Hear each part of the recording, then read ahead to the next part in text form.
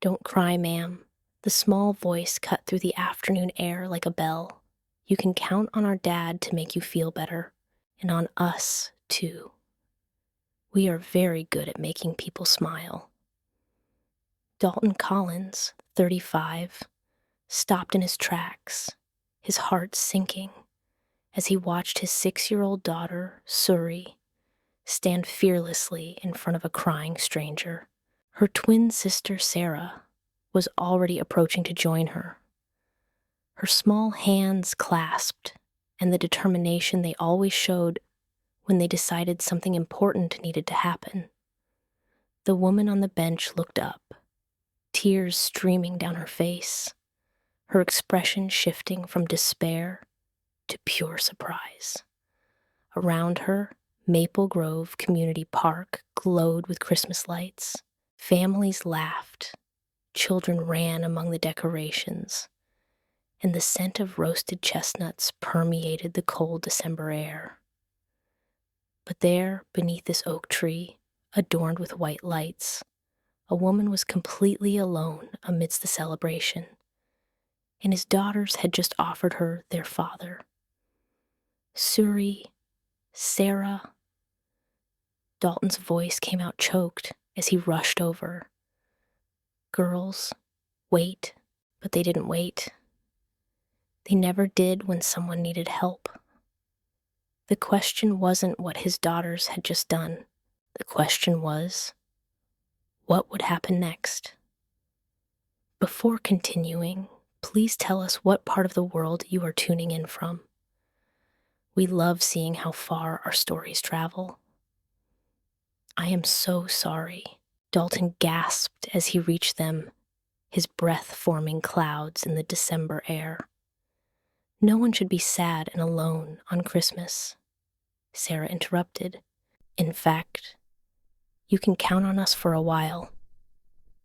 The woman wiped her face with trembling hands. She looked to be in her 20s, perhaps early 30s. Her long blonde hair caught the light from above, elegant even in grief. She looked at the identical girls, then at Dalton, and something softened in her. "That is very sweet of you," she said with a hoarse, fragile voice. "I'm Suri, and this is Sarah." Suri announced, pointing to a small freckle near her left ear. "That's how people tell us apart. I'm Dalton." "Again, I'm sorry." Phoebe, the woman, interrupted gently, extending a cold hand. "Phoebe Shields, and please, don't apologize. They are charming." Before Dalton could respond, both girls climbed onto the bench next to Phoebe, each taking a hand. "See, we are excellent at this," Suri declared. "Sometimes people just need someone to sit with them." Phoebe stared at the small hands holding hers, and then let out a breath that was half laugh, half sob. "You are very perceptive." Dalton stood there, uncomfortable, acknowledging the rawness of her pain. He had worn that same expression 3 years ago, when the world stopped making sense, and every breath felt like drowning. "We were going to get hot chocolate," Suri continued, swinging Phoebe's hand gently. "You should come. I don't want to intrude." "You aren't intruding," Dalton found himself saying. "Besides, I learned a long time ago not to argue when they team up." The smile that touched Phoebe's lips was small, but genuine. "Then thank you. I'd love to." The Copper Kettle Cafe welcomed them with a cinnamon-scented warmth. Mrs. Corey, the owner, looked up as they entered, curiosity sparking upon seeing Phoebe. "Dalton, girls, good evening." The twins were already leading Phoebe toward their corner booth, claiming the seats by the window to watch the snow start to fall. Mrs. Corey brought hot chocolate covered with mountains of whipped cream and candy canes for stirring. Before leaving, Suri spoke. Mrs. Corey, this is our new friend Phoebe. We found her in the park, and she was sad, so we are making her feel better. Dalton wanted to disappear, but Mrs. Corey just smiled warmly.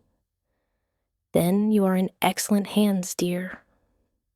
Silence settled as the twins attacked their hot chocolate. Dalton felt the weight of the situation. What do you say to a stranger you just met in crisis? Phoebe spoke first. You have beautiful daughters. Shaim. Thank you. The words came out heavier than intended, loaded with 3 years of being everything to them. They are my world. Phoebe's eyes met his, and something flickered there. Recognition. Understanding. I see it. Why were you crying, Miss Phoebe? Sarah asked suddenly, with whipped cream on her nose. Did someone hurt your feelings? Zara, Dalton began. It's okay. Phoebe looked at the girl intently. I was sad because Christmas makes me remember people I miss very much. Like people who died? Suri asked, with brutal, childish honesty. Dalton's stomach clenched. Girls? Yes, said Phoebe quietly. Like people who died? Both twins nodded solemnly. Sarah reached across the table and patted Phoebe's hand. Our mommy died too. We were 3 years old. We don't remember her much, but Daddy says she is in heaven. The air seemed to leave the cafe. Dalton froze, stunned.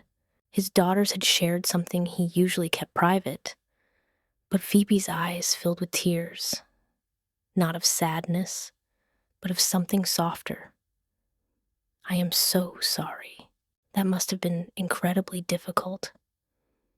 It was, Dalton said, his voice hoarse.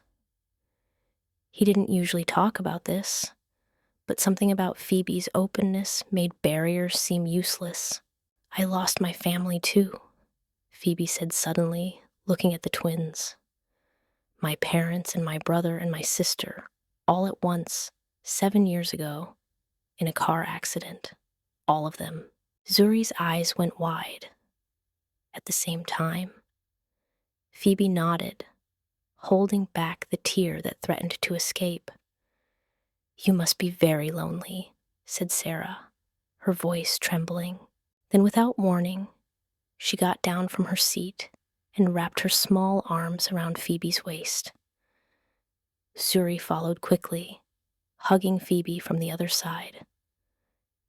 We know what loneliness is. Daddy feels lonely sometimes too. Phoebe hugged both girls tightly. Her shoulders shook with silent sobs. For a long moment, no one spoke. They just stood there, 2 grieving little girls and a grieving woman, holding each other while Christmas music played softly. When Phoebe finally pulled away, she wiped her eyes and laughed shakily. I'm sorry. I'm so emotional. Daddy says feelings aren't bad, Suri informed her. They just are. Your daddy is very wise, said Phoebe, looking at Dalton with wonder. The conversation shifted then. The barriers fell. They were no longer strangers. They were people who understood loss. What do you do? Asked Dalton. I have a hair care company, natural products, sustainable practices. I started it 5 years ago, 2 years after losing my family. She paused. It kept me busy, maybe too busy. I threw myself into work because if I worked, I didn't have to think about how empty my apartment was, about how there was no one to call when something good happened. I understand, said Dalton softly. After Melissa died, work became my refuge. engineering problems have solutions. Pain doesn't. Exactly. People told me time would heal it, but they were wrong. Time just makes you better at pretending. Until you're sitting alone on a park bench on Christmas Eve, said Dalton. Until two little girls decide you need to be rescued, corrected Phoebe with a small smile. Zara looked up. Are you going to be alone tomorrow too, on Christmas? The question hung in the air. Phoebe's smile faltered. Yes, honey. What do you do? I work most of the time or watch movies. I try not to think about. She stopped, swallowing hard. I try to get through the day. That's not Christmas, declared Zara. Christmas is supposed to be for being with people. Dalton watched Phoebe's face crumble slightly. He saw her struggle to keep it together. And something inside him shifted, but Suri beat him to it. You should come to our house tomorrow. We have presents, and Daddy makes snowman pancakes, and we watch movies. Right, Daddy? Dalton met Phoebe's eyes across the table. He saw hope there, mixed with fear and uncertainty. A woman who had been alone for 7 years was being thrown a lifeline. And they're right, he heard himself say. You shouldn't be alone tomorrow. Nothing fancy, just pancakes and chaos. But there will be laughter, and you would be very welcome. I couldn't impose. Her voice cracked. You aren't imposing. You would be doing us a favor. The girls will be delighted. And honestly, he paused. It would be nice to have another adult around. Someone who understands that Christmas can be beautiful and difficult at the same time. Phoebe looked at the twins, then back at Dalton. Are you sure? We know you've been through a loss. We know you are brave enough to sit in a park full of happy families, even when it hurts. We know you are kind enough to let two strange little girls tell you about their dead mother without running away. That is enough. A genuine smile spread across Phoebe's face. Then yes, thank you. I would love to. The twins erupted in cheers. Phoebe arrived at 10 o'clock, standing on the porch with wrapped gifts and an uncertain smile. She'd changed 3 times that morning, finally settling on jeans and a cream-colored sweater. Dalton opened the door, and for a moment, they just looked at each other. In the warm morning light, he really saw her, and she was beautiful. Hello, she said softly. Hello. Fair warning, this is complete chaos. The 2 tornadoes hit her at full speed. Miss Phoebe, you came? Of course I came, laughed Phoebe, kneeling to hug them. I wouldn't miss it. Santa came. Suri took her hand. He ate all the cookies and left lots of presents. And we waited for you because Daddy said we couldn't start without you, Sarah interrupted. Phoebe looked at Dalton. You waited for me, they insisted. Apparently, Christmas isn't complete without you. The living room was beautifully chaotic. The tree leaned slightly to the left, covered in mismatched ornaments from years past. Some handmade in preschool, delicate glass ones that must have been Melissa's, new ones the girls had chosen. Mountains of gifts overflowed from underneath. This is beautiful, whispered Phoebe. It's chaos, corrected Dalton. But it's our chaos. I brought gifts, announced Phoebe, pulling out 2 silver packages. You didn't have to. I wanted to. She handed him a smaller package. His fingers brushed hers. For you. Open it later. The twins attacked the pile of gifts with wild abandon. Paper flew. Squeals resonated.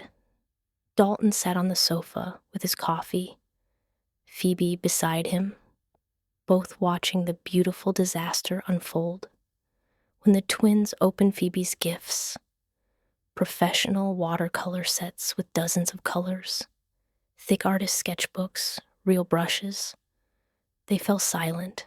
Then Tori whispered, "These are like real artist supplies." "Because you are real artists," said Phoebe seriously. "I saw your drawings last night. You have talent." Both girls threw themselves at her to hug her with tears in their eyes. "Thank you, Miss Phoebe." Dalton felt a lump in his throat. Melissa had always been the one to give thoughtful gifts. But Phoebe had seen something in his daughters in a single night and honored it. "Now you have to open yours," demanded Sarah. Inside was a handmade card, construction paper covered in glitter. On the front it said, "Welcome to our family." Inside they had drawn stick figures, 3 joined by a 4th with blonde hair. Below, "Dear Miss Phoebe, thank you for being sad in the park so we could find you. Love, Sarah and Suri." Phoebe pressed the card to her chest, tears running down. "This is the most beautiful thing anyone has ever given me in my life." "Really?" Sarah seemed skeptical. "It's just paper." "No," said Phoebe firmly, hugging them. "It's perfect." After breakfast, with snowman pancakes that Phoebe hilariously failed to flip, sending one across the kitchen, they settled in the living room. The twins started experimenting with their new paints, and Phoebe sat on the floor with them, showing them how to mix colors, create glazes, blend shades. Dalton sat on the sofa, supposedly reading, in reality, watching them. His daughters laughed with pure joy. This woman who had been crying alone 24 hours earlier was now making his children radiate happiness. She fit here in his messy house with syrup on the table. She fit like she was always meant to be. During the Polar Express that afternoon, both girls fell asleep with their heads in Phoebe's lap. "They're exhausted," whispered Dalton. They had a busy day. Phoebe gently stroked Zuri's hair. "This has been the best Christmas I've had in 7 years." "Yes, yes." She looked at him over the sleeping children. "Thank you for letting me be part of this. Thank you for being here, for being so good to them, for not running away when they mentioned Melissa, for sharing about your sister." Phoebe's eyes filled up. "They make it easy. They are extraordinary. They really are." When it was time for Phoebe to leave, the twins woke up and immediately protested. "Do you have to go?" "I'm afraid so, but..." Phoebe looked at Dalton inquisitively. "Coffee on Saturday?" he suggested. "Can we paint more?" asked Zuri. "Absolutely," promised Phoebe. At the door, the twins hugged her tightly. "We love you, Miss Phoebe," said Sarah simply. Phoebe's breath hitched. She knelt to their height. "I love you too, both of you, very much." Outside, Dalton walked Phoebe to her car. The night was cold and clear. The stars shone bright overhead. "I meant it," said Phoebe softly. "This has been the best Christmas I've had since I lost them. I had forgotten what it felt like to belong somewhere." "You belong here," said Dalton. The words came from somewhere deep and true. "With us, if you want." "I want to," whispered Phoebe. More than anything, they stood there, breath fogging in the cold, something unspoken growing between them. Saturday. Saturday, I'll be there. Saturday, coffee became sacred. The twins painted while Dalton and Phoebe talked about everything: books, work frustrations, childhood memories. Slowly and carefully, they built something beautiful. Spring arrived with the twins' 7th birthday. Cake and gifts, and Phoebe's genuine excitement. Watching her laugh with the girls, Dalton realized how perfectly she had integrated into their lives. One rainy morning, while the twins colored, Phoebe said softly, "Today is my sister's birthday." Sophie would have been 19. Dalton put down his coffee. What was she like? A genuine smile touched Phoebe's lips. Stubborn. She wanted to be a marine biologist. She watched shark documentaries and lectured us on ocean conservation. She was 12 and already knew exactly who she would be. "She sounds amazing." She was. Phoebe's voice cracked. "Sometimes I'm terrified of forgetting her. Not the big things, but the small ones. How she snorted when she laughed. The sound of her voice." Dalton reached across the table, covering her hand with his. "You aren't forgetting her. You're just learning to carry her differently." Phoebe turned her hand, interlacing her fingers with his. Neither let go. It was the first time they held hands. It felt momentous. As spring melted into summer, their relationship deepened. Weekend trips to botanical gardens where Phoebe taught the twins to really see flowers, to capture beauty with their watercolors.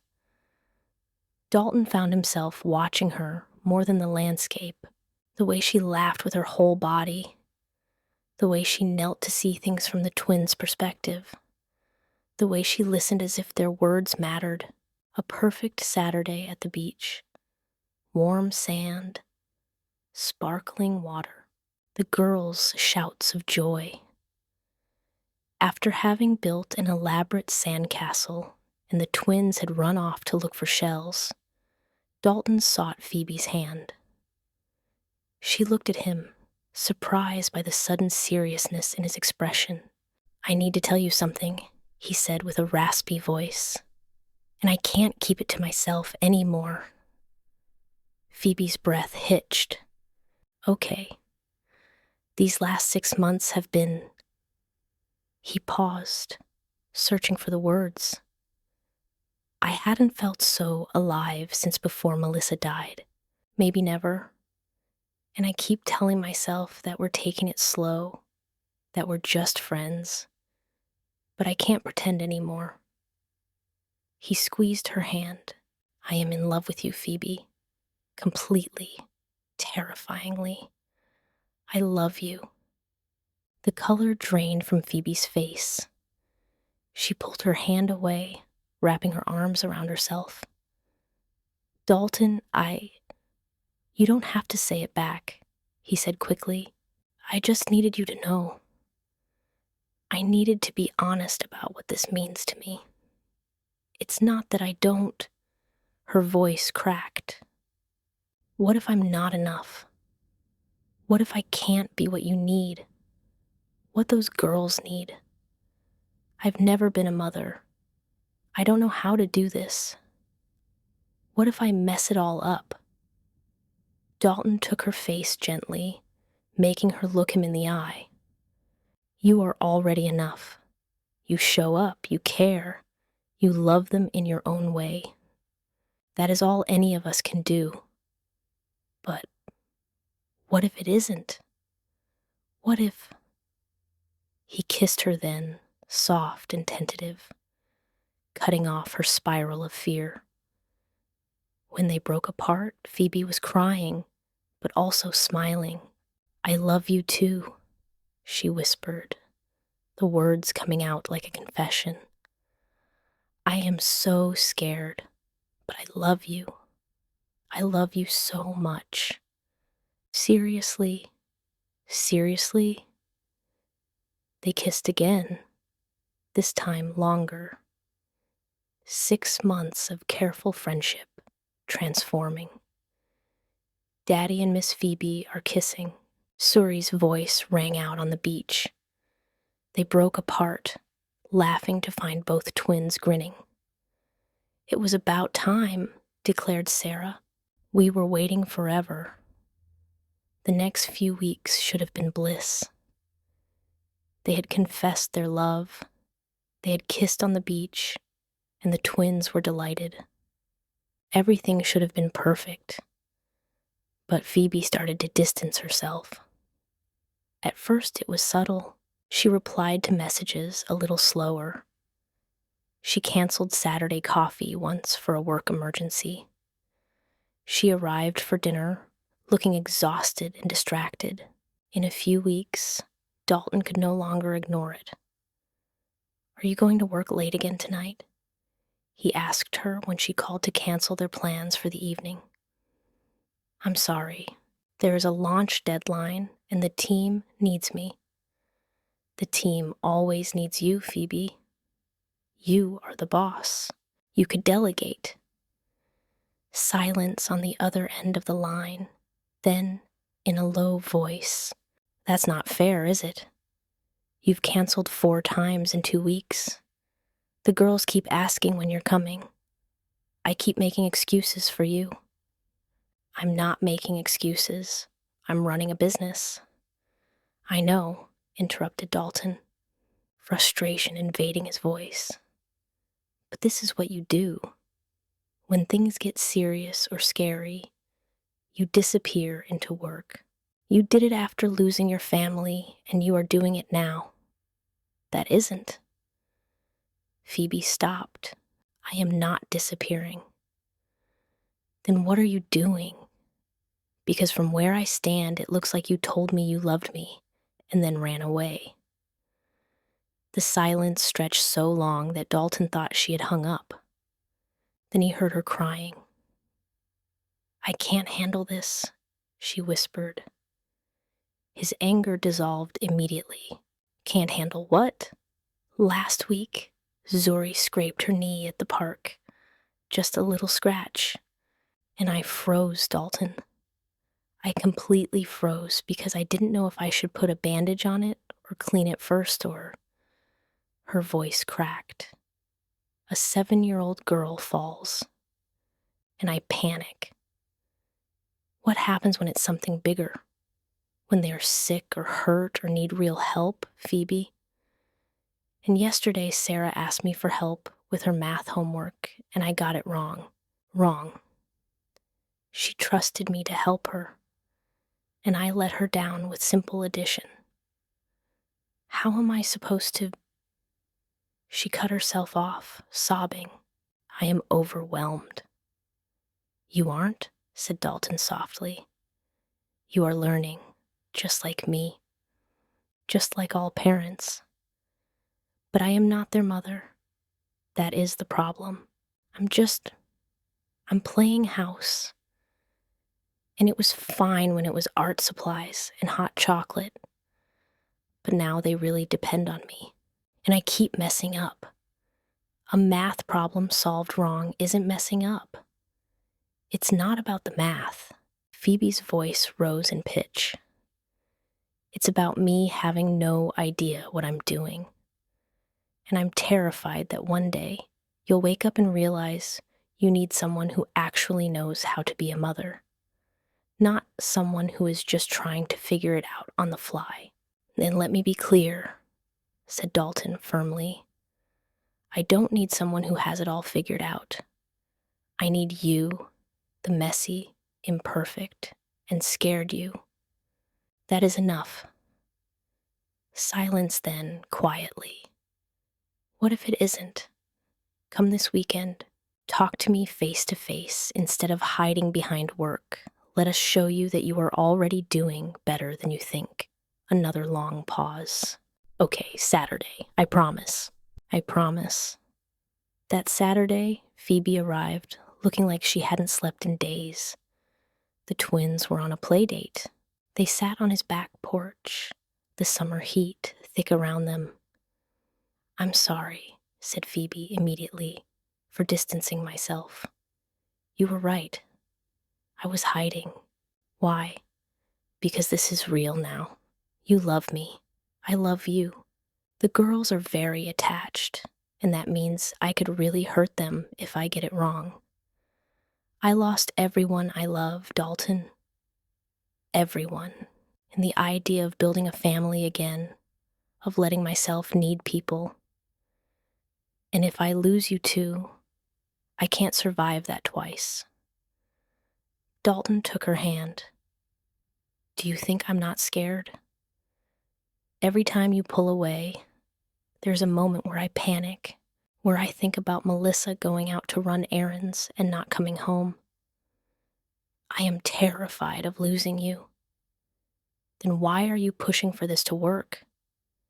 Because the alternative is worse. Staying safe and alone isn't really living.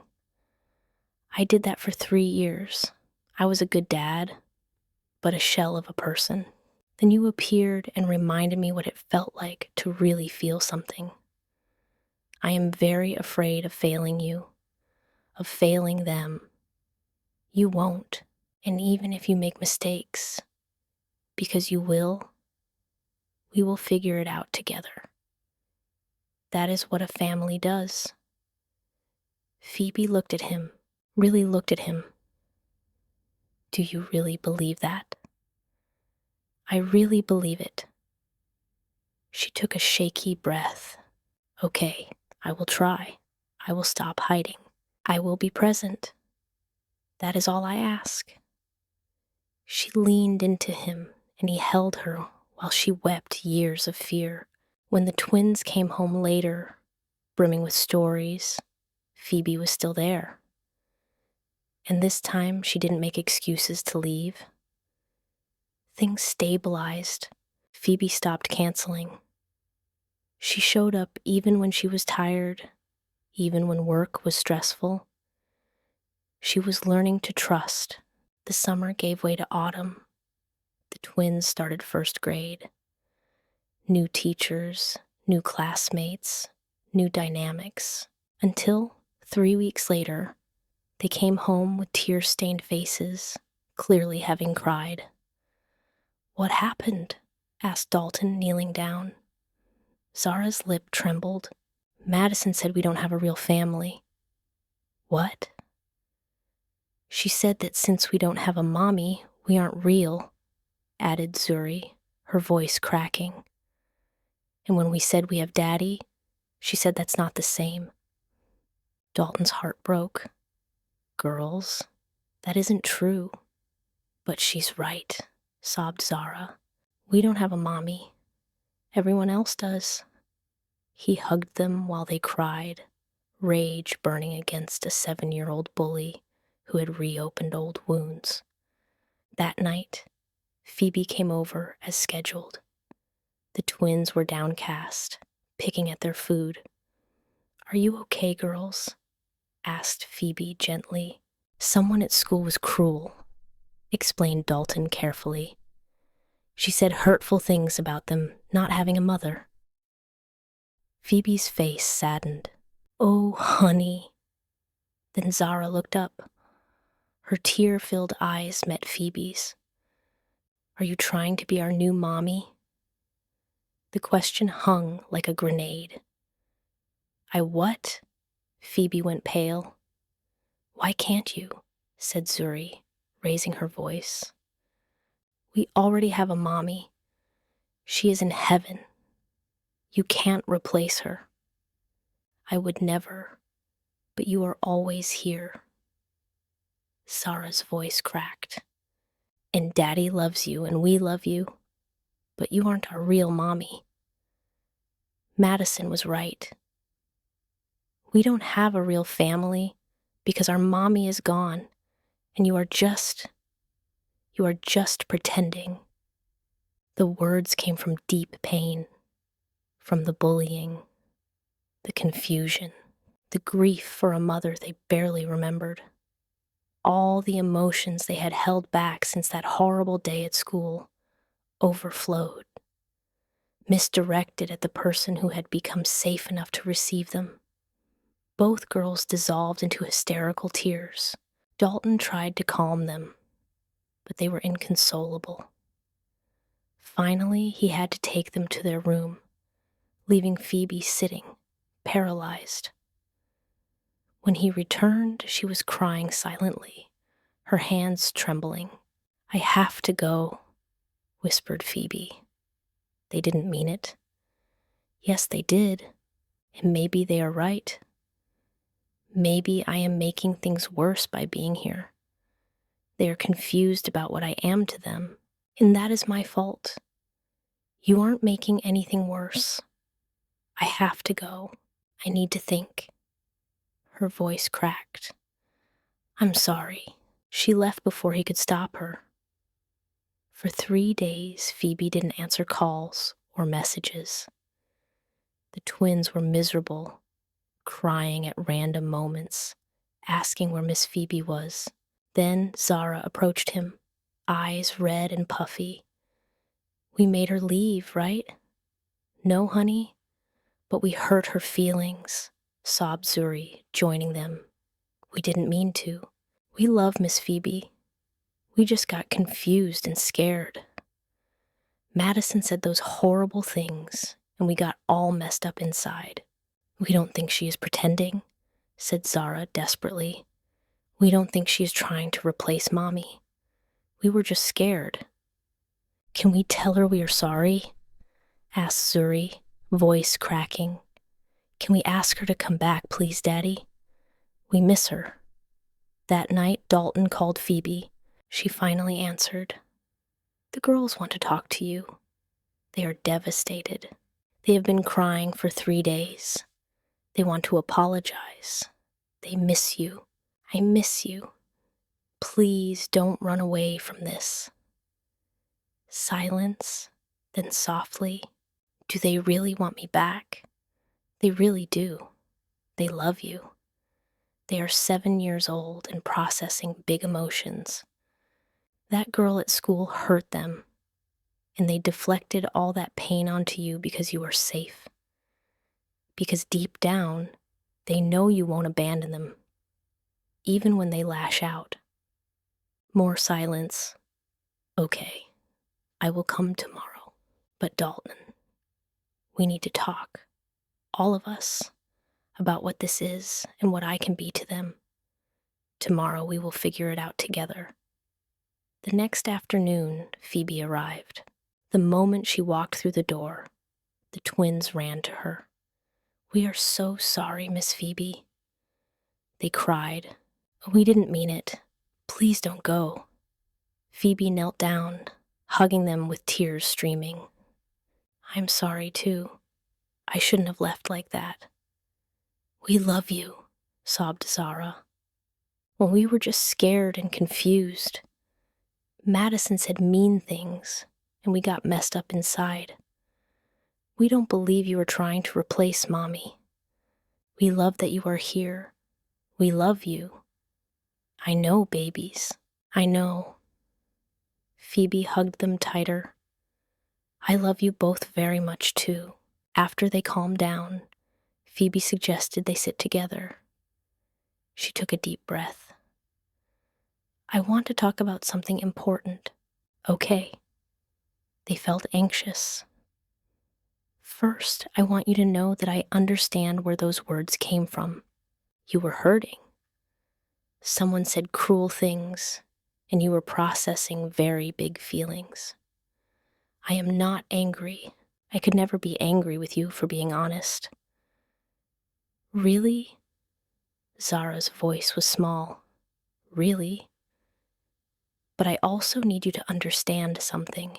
She paused carefully. "I love you both very much, and I love your dad, but I can never be your mommy." The twins' faces saddened, and Phoebe continued quickly. "Your mommy was special and wonderful, and she loved you more than anything. No one could ever replace her. No one should even try. She will always, always be your mommy. Do you understand?" Both sat slowly. "Then what are you?" asked Suri, trembling. Phoebe smiled softly. "I am someone who loves you. Someone who wants to be part of your lives. Not as your mommy, but as me, as Phoebe. Someone who chooses to be here, to take care of you, to show up every day." "Like extra love," said Zara slowly. "Exactly. Like extra love. You can love me and love your mommy at the same time. Your hearts are big enough for both. Loving me doesn't mean forgetting her. It just means more love." "And you won't try to make us forget her?" asked Zuri anxiously. "Never. We can talk about her whenever you want. Let's look at photos. Let's share memories. Your mommy is part of your story, and that is beautiful." Both girls were quiet, processing. Then Zara asked, "But what do we call you if you aren't our mommy?" "Whatever feels right to you. Miss Phoebe is perfect, or just Phoebe. There's no rush to figure it out." The twins looked at each other, having one of their silent conversations. Then they nodded. "Okay," said Zara, stronger now. "You are our Phoebe, our extra love," added Zuri, managing a smile. Phoebe's eyes filled with happy tears. "I like that very much." She opened her arms and both girls threw themselves into them. Over their heads, she met Dalton's eyes. The relief and love there made her chest ache. They would be okay. The conversation didn't fix everything immediately. There were still difficult moments over the next few months. Still confusion. Occasional tears. But they were navigating it together. Phoebe was careful. She didn't push. She let the girls set the pace. And slowly, trust was rebuilt stronger than before. Spring arrived. One afternoon, Dalton found a permission slip hidden in Zara's backpack. Mother's Day tea at school. "Why didn't you give this to me?" he asked gently. Zara shrugged, not meeting his eyes. "Because I have no one to bring.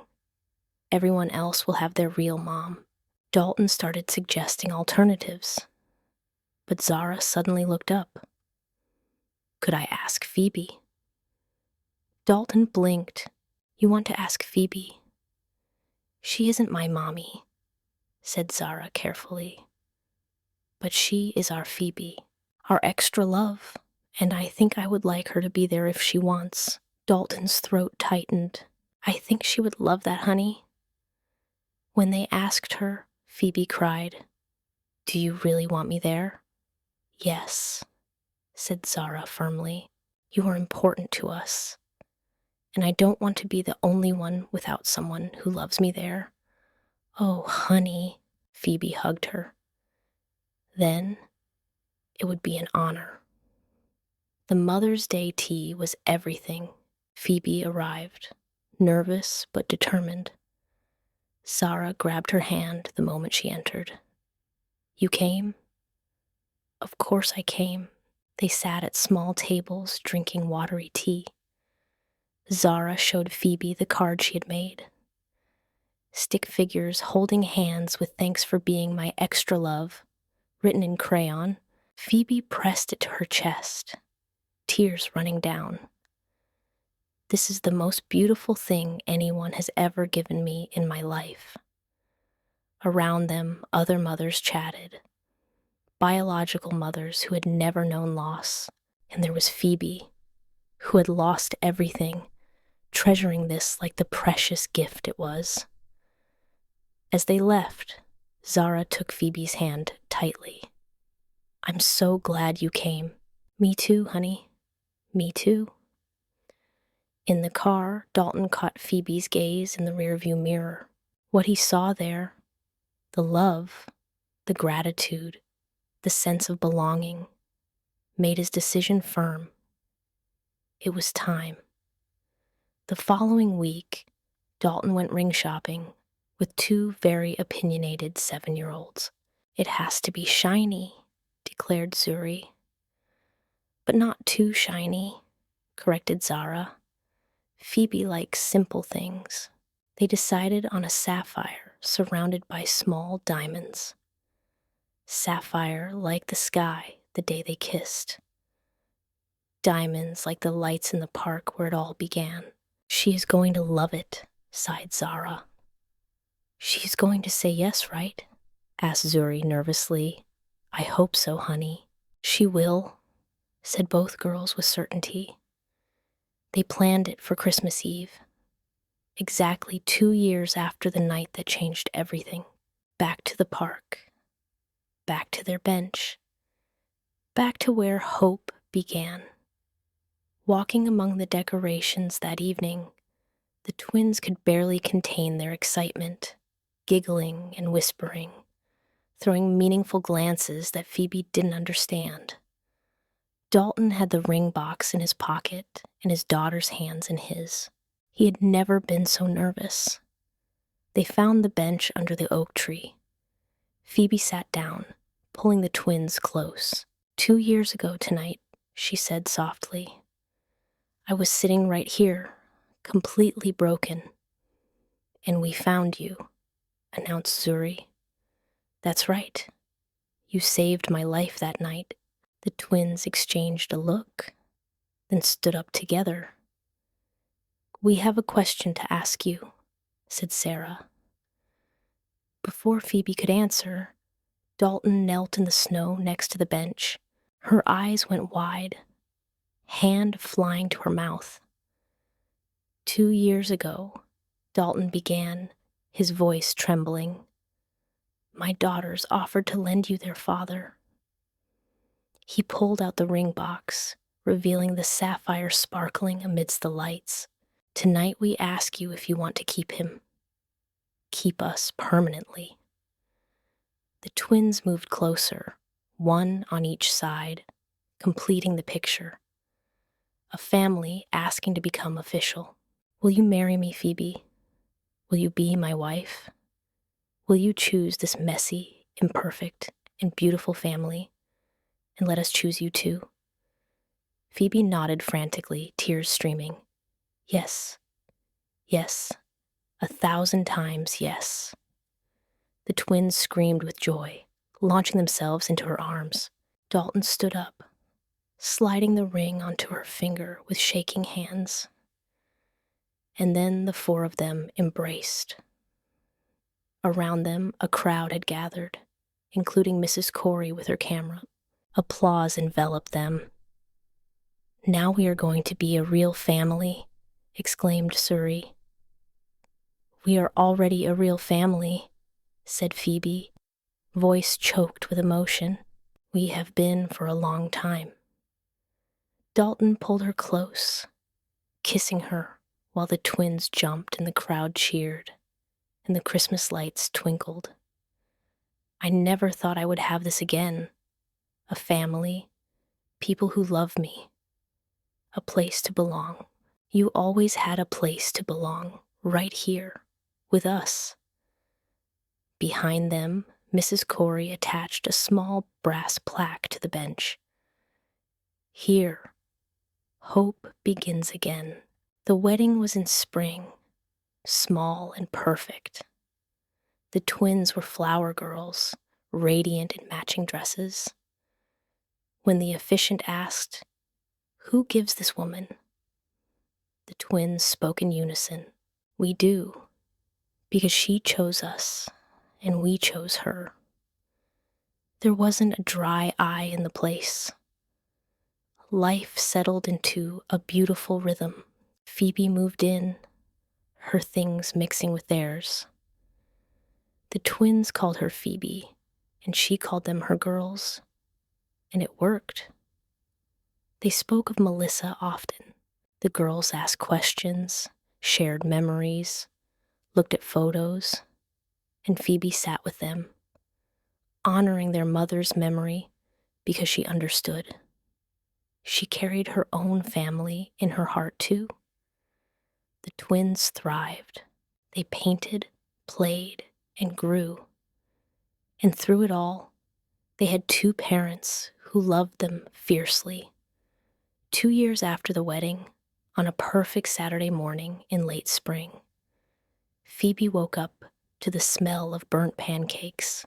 She sat up in bed, smiling as she heard laughter from downstairs, and Dalton's voice saying, "No, no, we can save it. Just scrape off the black parts." Her birthday she had almost forgotten.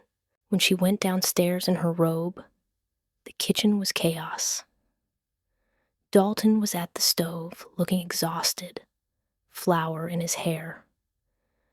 The twins were at the table, surrounded by art supplies and what appeared to be glitter everywhere. "Surprise!" they shouted upon seeing her. "We made you birthday pancakes," announced Suri proudly. "They are a little crunchy," admitted Sarah. "But crunchy is just extra crispy." Phoebe laughed, hugging them all. "I love extra crispy pancakes." They ate breakfast together. Slightly burnt pancakes drowned in syrup, fresh strawberries, too much whipped cream. The twins chatted about their plans for the day, about the super special surprise they had for her. Later, after breakfast, they presented her with handmade cards. Zuri's had a drawing of the four of them holding hands in front of their house, with hearts floating overhead. Sarah's showed a family tree with labeled branches, Mommy in the sky, Daddy, Sarah, Suri, and at the top, in careful letters, Mom, with an arrow pointing to a stick figure that was clearly Phoebe. Phoebe gasped. "Do you like it?" asked Sarah anxiously. Phoebe couldn't speak. She just nodded, tears running down. "We wanted to tell you something," said Suri suddenly, serious. Both twins looked at each other, then at Dalton, who nodded encouragingly. They stood up together, holding hands. "You are our mom now," said Sarah simply. "Not instead of our first mom, but you are also our mom. Our mom from here," added Suri, "the one who shows up every day." "We love you, Mom," they said together. The word hung in the air. Mom. Phoebe fell to her knees, embracing both girls, sobbing. "Thank you," she stammered. "Thank you for choosing me." "Is it okay?" asked Sarah. "That we call you Mom?" "It is everything," whispered Phoebe. "You are everything." Dalton knelt beside them, wrapping his arms around his three girls. 4 people who had known loss, who had found each other in the rubble and built something beautiful. "Best birthday ever?" he asked softly. "Best birthday ever," confirmed Phoebe. Suri pulled back at looking at Phoebe. "Really? Do you think our mommy in heaven is happy that we have you?" Phoebe touched her cheek gently. "I think she is very grateful that you have someone here who loves you as much as she did." "We love you, Mom," said Sarah again, testing the word with a smile. "I love you too, honey," replied Phoebe. "Both of you, very much." Outside, the spring afternoon faded into night. Inside, warmth and love and the quiet peace of knowing exactly where you belonged. Hope had begun again on that park bench 4.5 years ago, when 2 little girls decided a crying stranger needed rescuing, and it would continue forever and ever. In this home, with this family, with these 4 hearts that had chosen each other. If this story touched your heart the way it touched mine, please, don't let it end here. Let it remind you that kindness still matters, compassion still changes lives. and hope is never in vain.